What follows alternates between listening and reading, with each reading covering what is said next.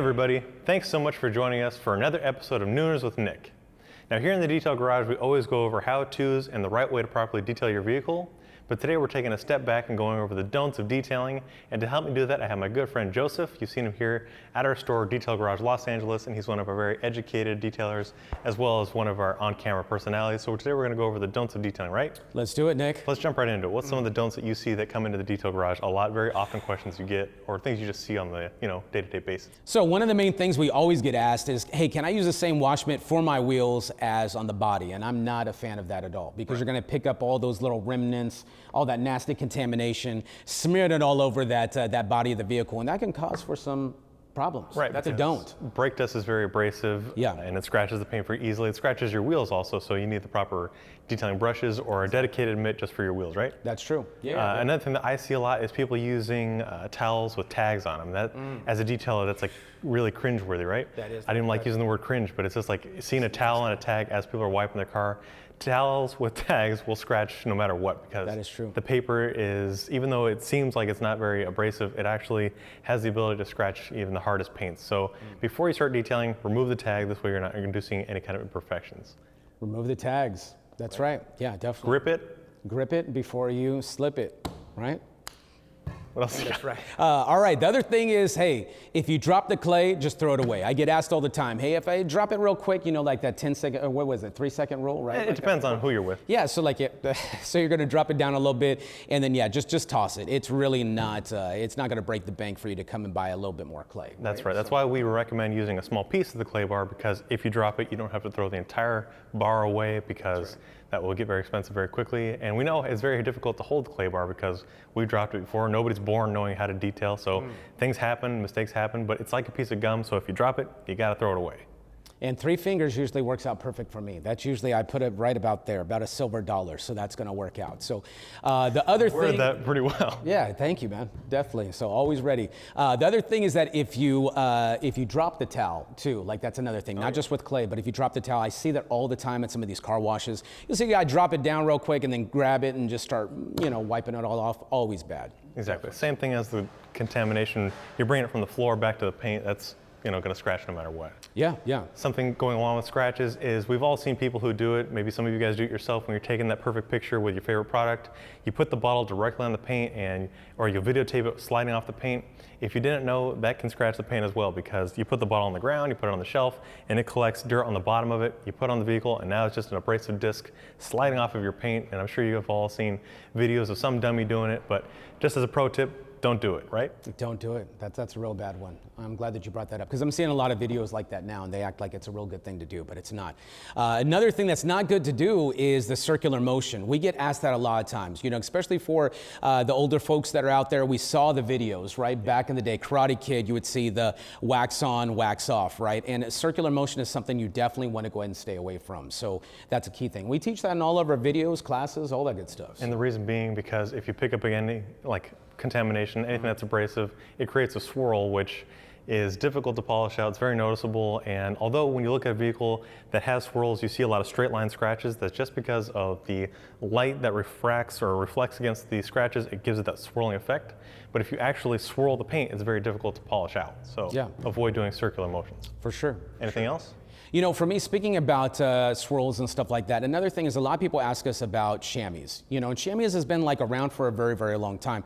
For us, we do prefer going with a woolly mammoth. Or microfiber towels in general. Yeah, exactly. Yeah, something that's going to really absorb. Whenever you got a lot of suction like that, whenever you put down a chamois, you're just literally dragging against the car. And if there's any type of remnants or anything like that on there, so that's another thing. For me, I kind of stay away from it. A chamois is like a piece of skin. If you think of it in that sense, it's very, there's nowhere for it to go if you're picking up water or anything like that. At least with microfiber, you have the fibers that will absorb water or particles or anything like that. But a chamois, it's just basically dragging the water. Yeah, and the old chamois were actually skin. Yeah. Real skin. Yeah. So yeah, that's pretty cool. What kind of skin? It all depends on what type of, big animals out there, right? All right, yeah. Look it up, people, it's real. That's right, true story. Also, polishing. Polishing, people, not a lot of people have patience to polish with a machine. I know by hand it takes a very long time, but by machine it saves you time and effort, but there's still people who rush the jobs, and then when they take their vehicle outside they see marring or holograms. It's because you're not giving the machine the proper time to break down. You want to slow your whole process down, and move about an inch or so per second when you're using a dual action polisher, and covering 50% of your last pass, making sure that you diminish the polish that you're using. This way you're not leaving any kind of pigtails or, again, that hologramming effect. That's true. Yeah. Well put, Nick. I like that. Wiping your vehicle while it's still dirty with your bare hands, or just using a dry towel, even a duster that scratches your vehicle beyond all belief, right? That is true. Yeah, big time. Not only that, but like, just don't be that guy. Like, you know, you go up to somebody's car, you see it's a beautiful paint job, but then you also notice that there's a little layer of dust. And what do? You literally just do those. Now it's 2 fingers a lot of times. We brought up 3 fingers. So people take the 2 fingers and do that. Look at that. And it's like, dude, that's just all bad. Even on a clean car though, you know, people will want to see how smooth your paint is because it looks like a mirror or whatever, and then they drag their fingers across it. Next thing you know, you got those 2 hideous little scratches. So avoid touching your car at all costs, because that's the only way to make your polishing job last, or your coatings last, because you're not touching the car, right? Sure. Whenever you touch the car, no matter what, it will scratch. Yes. Unless if you lube it up. So like if you were to, like if there was some like dust on there, and if you did have a quick detail spray, then you create that lubricant on there, and that's always important. Don't ever go in dry. Yeah, exactly. Yeah. What else you got, Nick? All right. I can't with this kid, I swear. We got it. And lastly, using a dish soap as a car wash soap. Now, why don't we want to do that, Joseph? It's horrible stuff to end up using. It's made for dishes. It's not made for your... Essentially, it's a degreaser, right? So it's going to remove anything that's on the paint. Maybe you're trying to strip your vehicle of sealants, waxes, coatings, whatever it is, but don't use it as a routine wash, because eventually that can start staining your paint, or it gives your vehicle a very dull look. So that's why you want to have a dedicated soap, such as, you know, Mr. Pink. Yeah. One of your favorite soaps, just so that you're not, you know, damaging your vehicle. Because again, detailing is a process of making your car look its best. So hurting it or harming it with some kind of dish soap is not the idea that you want to be doing. Yeah, and if you do want to get rid of those, like, you know, let's say contamination or waxes or something that's on there, we have clean slate, stuff like that to go ahead and use. A dedicated soap that's meant to remove anything that's on the vehicle, rather than, you know, buying some cheap knockoff or something that would harm your vehicle. Yeah, no, for sure. Yeah, definitely.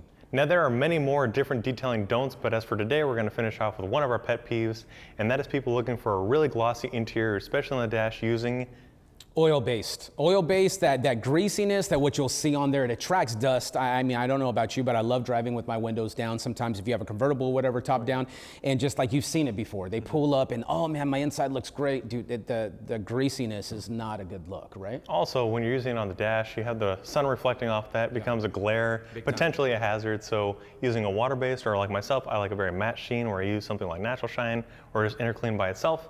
This will prevent you having that glossy, sticky finish, and also makes your car look its best. Yeah, the stickiness is never good, right? It's never you good. Want something just, yeah, no stick. Thanks for that. You got it. Alrighty guys, thanks so much for hanging out with us here in the Detail Garage. If you liked today's video, or if you want to see more videos like it, or if you just like pressing buttons, be sure to give it a thumbs up. Drop your comments down below on future videos you guys want to see, and if you haven't already, check out Joseph at Detail Garage Los Angeles. He'll help you out, have some laughs, and as always, we'll see you guys next time right here with Nooners with Nick.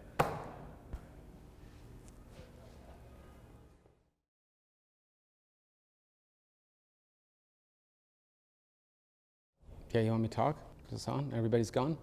So, I'll tell you about my don'ts, all right? Don't ever fall so in love with your car that you just find yourself at 2 o'clock in the morning in just a silk robe, nothing else on. You walk down to the car, you open it up. You just sit there and you puff a little gum cigarette, you know, not a real cigarette, because real smoking's bad for you. So I just sit there and I just puff it, listening to smooth jazz, probably Kenny G, right? Very low, volume 3. And I just lay back and I have my Martinellis in one hand and my little gum cigarette in the other, and I'm just thinking about life, thinking about that wax that I just put on the day before, that glistening, dripping wet filthiness that I have. And I just caress the leather seat with my right hand again, because I did drop that glass of Martinelli on the carpet, but I have lightning fast to clean it up. And I just think to myself, God, the passion. That's what it's always about, the experience here at the Detail Garage. All right, see you guys soon. Hopefully this made it, Nick. Oh, there, hey, ooh, I like that. All right.